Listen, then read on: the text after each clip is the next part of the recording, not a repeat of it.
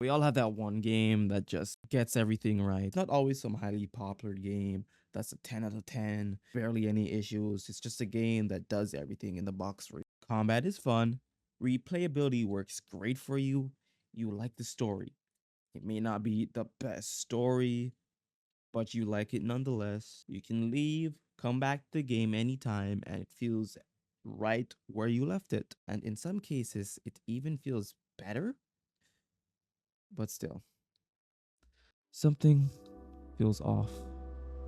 Despite all of this, it brings a sort of anger, or maybe sorrow, or just disappointment. You're enjoying the game, aren't you? Why are you bothered? Why do you care? This flaw, it bothers you because that flaw is staring right at you. It's not a constant stare, it's an abyss. Only thing is, when you look into that abyss, it doesn't look back. Well, at least it doesn't seem that way. But when you're not looking, it glares at you with all its flaw. You look back, it's not staring. Why? This flaw. What is this flaw? That flaw is that it gets lost to time.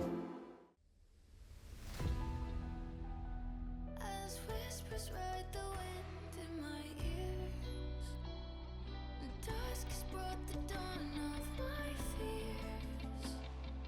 Get of how it happens in the light, enshrined in shadow, a tomb built of night. Strike my blade in rhythm with the storm, entwined by fate, summon the ashen swarm. If freedom must be wrought by the waves, let this crown melt to dust and be carried away. So let the gale become one with me. Follow me, the dawn will rise as I kneel before the Song is out of breath in my body. My fate is my own.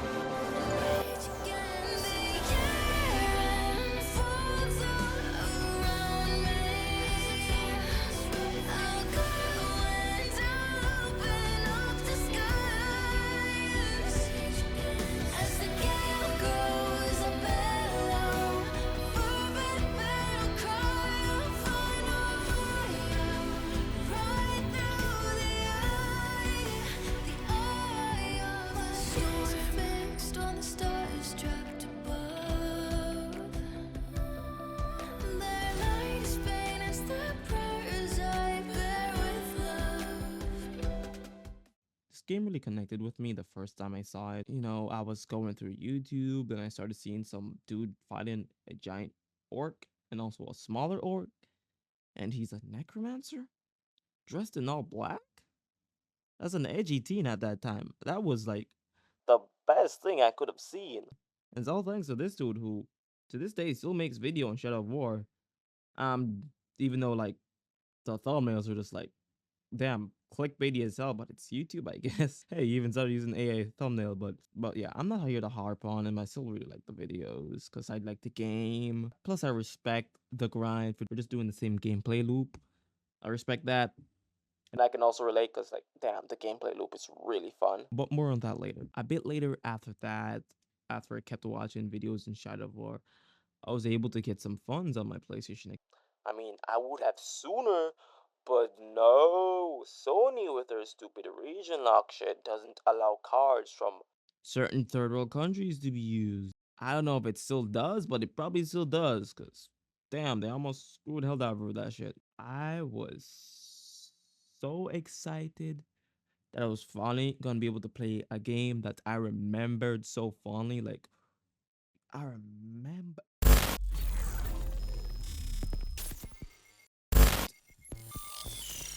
that feeling a bit off. Oh, it was the first game I bought. I mixed up the names. You know what? Screw it. Yeah, I bought the wrong one, but it's the first game, so it's probably gonna be still good. So you know what? I'm gonna give it a shot. So I went and I played it, and I loved every second of it. It was great, and now I'm even more hyped up than I was before. And I waited and still moved on with life, but then it finally happened. I finally got it, and you bet I played the heck out of that game. I even played it on different accounts because I just shared my account on the PlayStation, went on alt accounts just to play the game on those alt accounts because I wanted to experience the Nemesis system again and again. And what really intrigued me more from the Nemesis system was the cheat and death system. I could not get enough of it. I was so obsessed, but I kind of wish I didn't get so obsessed with it because it kind of ruined that part of the game for me a little bit. But I still don't regret it.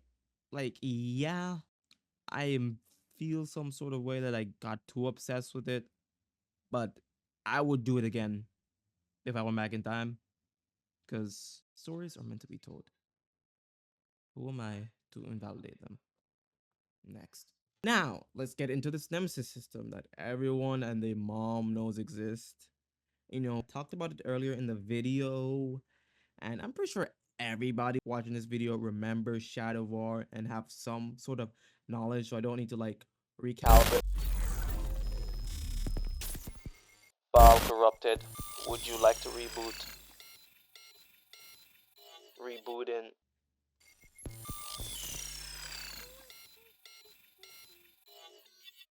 So, for a quick rundown, Shadow War is an open world action RPG game set in the Lord of the Rings universe.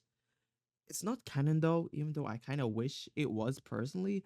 But I know there's plenty of hardcore Lord of the Rings fans who would hate that if it was the case. So, let's move on.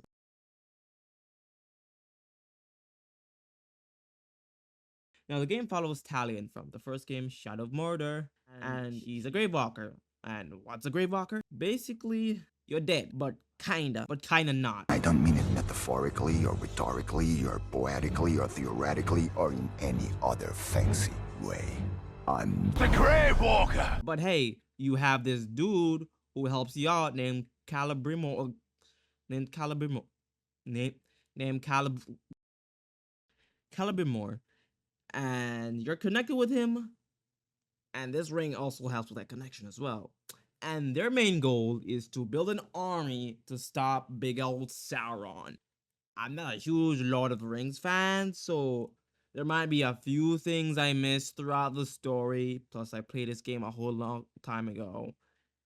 So if there is any like specific things I may have said wrong about the lore. Now, enough of that. Let's talk about the combat. One of the most noticeable things you're gonna see in this game. Because, well, that's how you play the game. Combat is basically the Arkham games. If you ever played it, you'll know just by playing this game. And like if you haven't really noticed this, I don't know, bro. I'm pretty sure everyone who's played or at least seen it would know this. So yeah. And you can see they took the blueprint from Arkham games and put it in here. And because well, it's a really good system.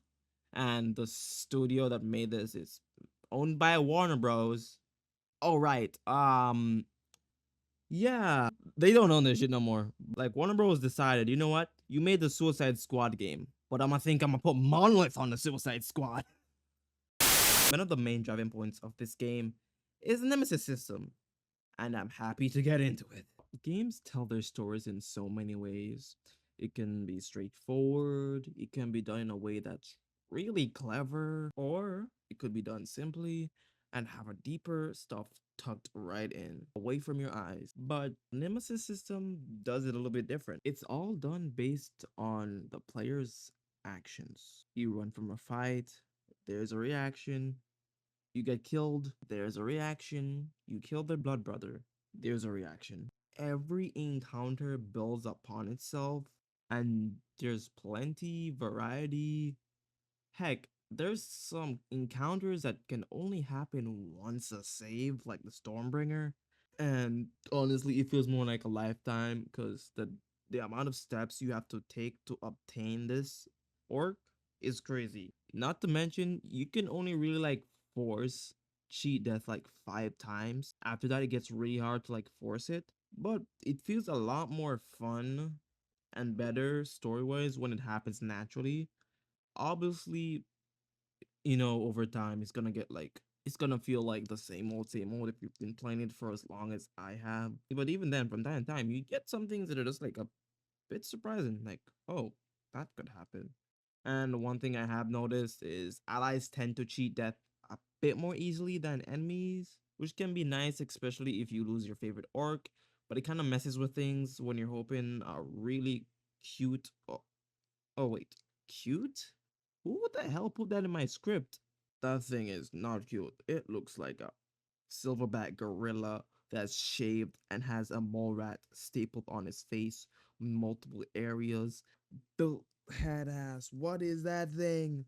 You made me call this thing cute? But yeah, the Nemesis system is great, but of course, it has its issues like anything else. you know, I can go on, talk about different stories like potentially could happen, but why not do you one better? I can tell you mine's. While I don't have videos for everything, I still have memories that are just stuck by my side of different experiences I've had with the orcs. So let me recount it for you. I had this one orc on PlayStation and Olog to be exact. And by the way, I absolutely love Ologs in this game. It was like one of my favorite type of orcs. And he was a big boy. The Ologs are just straight up big ass, big boys. And it was a bit early on, so fights were a bit more difficult, and I was newer to the game, so I don't know specific cheese strats or what stats I could use to really beat them. So most times I fought him. It was really difficult, but I had fun. It was challenging. I got killed by him, and I killed him. I think around like 8 times. Yes, you could potentially have orcs who come back to life that many times. And it's possible for them to infinitely do that, but it gets less and less each time. And my orc ended up becoming a Stitch. Bro, the orc designs, especially for legendary ones, are peak. They're so good. It's such a great design compared to most games I've played at that time or at games I've played recently. The designs are absolutely amazing and just like really just like you can see and feel the detail. And throughout my endless fights with this thing, I really grew to like this interaction with this orc. And he said something that forever stuck with me. So it appears death cannot hold you either. Enjoy your victory. I will come back to even the score. Yeah, you could say I should have added him to my army instead of killing him. And I'd be able to have that orc by my side, or even if he dies, I can always get another one. Whether that's by like a new save or whatever. But man, those words stuck and it struck a chord. You could say I should have added him to my army, but you can already tell what my decision on that was.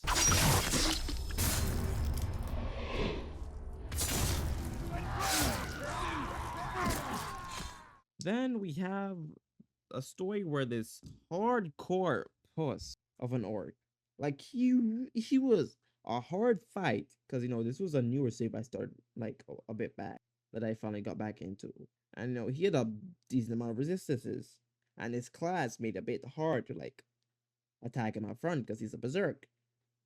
But the longer the fight goes on, he just starts to run. Like you're squaring up with me, and then you just run away when you're a little bit low. Sometimes he's not even like past half. He's like half or a little bit before half. And he just goes. So I just go with the flow. Like you're running, okay. Easy time for me to like dominate you and just like shame you to get your levels down so I can recruit you. Then he keeps proceeding to like come back to the same spot. And he squares up with me just to get one shot at by this overgrown mutt. Like, come on, bro. And that was such. Hold up. Ranger! You tried to add me to your kill count. Instead, I added a new scar. Who even are you? I don't got time for this, bro.